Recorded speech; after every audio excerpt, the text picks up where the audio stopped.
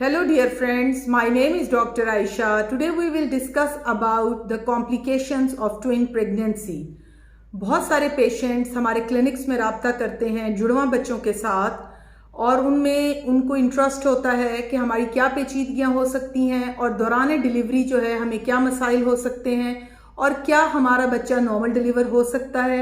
ये बहुत आम पूछे जाने वाले सवाल हैं। यहाँ पर मैं आपको बताती हूँ कि twin pregnancy is a high risk pregnancy, क्योंकि इसमें सिंगलटन की जगह ट्विन्स होते हैं या ट्रिपलेट्स होते हैं। तो यहाँ मैं आपको वाज़ेह करूँगी कि इसमें क्या प्रॉब्लम्स हैं, क्या कॉम्प्लिकेशंस हैं जो हम ट्विन प्रेगनेंसी में देखते हैं।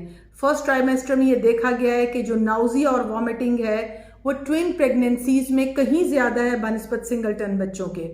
सेकेंडली ये है कि इन ख़वातीन में मिसकैरेजेस बहुत कॉमन है, यानी कि अर्ली मिसकैरेजेस या एबॉर्शंस जो हैं इन औरतों में ज़्यादा हैं, बिकॉज एक की जगह पे दो बच्चे होते हैं। यूट्रस बाज़ औक़ात इन दोनों को जगह नहीं देता और वो ब्लीडिंग की सूरत में जो है एबॉर्शन सामने आ जाते हैं।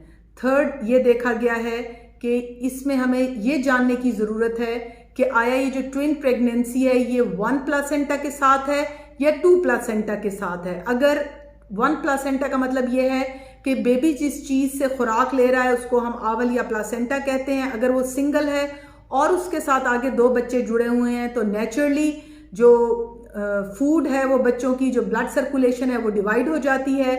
हो सकता है एक बच्चा जो है वो कमज़ोर हो, IUGR हो, और दूसरा बच्चा जो है वो ज़्यादा खुराक जाने की वजह से मैक्रोसोमिक हो या वो बड़ा बच्चा हो, यानी कि एक बेबी छोटा हो सकता है, एक बेबी बड़ा हो सकता है। सेकेंडली ये देखा गया है कि जिनके 2 प्लासेंटा होते हैं यानी कि 2 आवल होती हैं, वो बच्चे जो हैं वो आमतौर पे उनका जो सर्वाइवल है वो अच्छा होता है, उनमें ब्लड सप्लाई भी बेहतर होती है और उनमें फूड भी बेहतर होती है।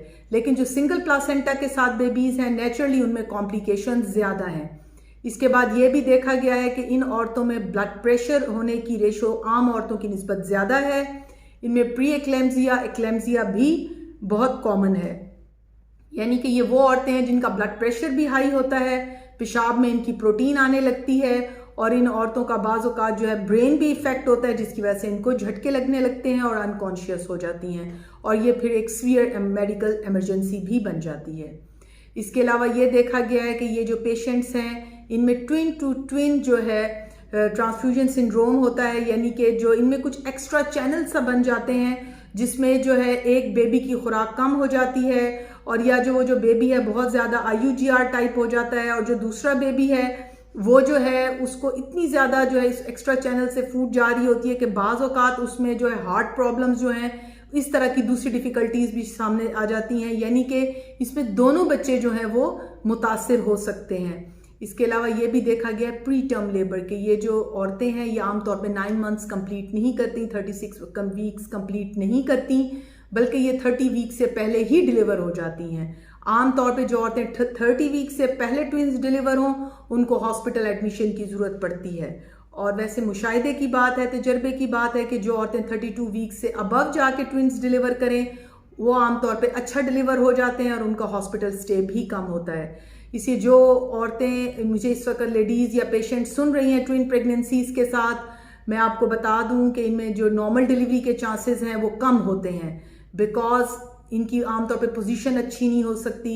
बाज़ औक़ात ये भी हो सकता है ये को ज्वाइंट ट्विन्स हो यानी जुड़े हुए हों आपस में, लेकिन अगर ये हेड है दोनों बच्चे सिफेलिक हैं तो उस सूरत में ये नॉर्मल डिलीवर हो सकते हैं। लेकिन अगर पहला सिफेलिक है और जो या ब्रीच है और सेकंड सिफेलिक है तो इनमें यह है कि बाज़ औक़ात इनके स्टक होने का चांस होता है तो फिर हम सिजेरियन का कहते हैं।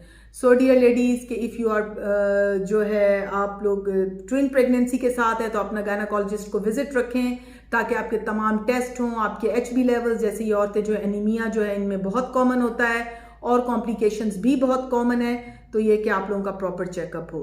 Thank you very much. Stay blessed, stay safe, जज़ाकल्लाह।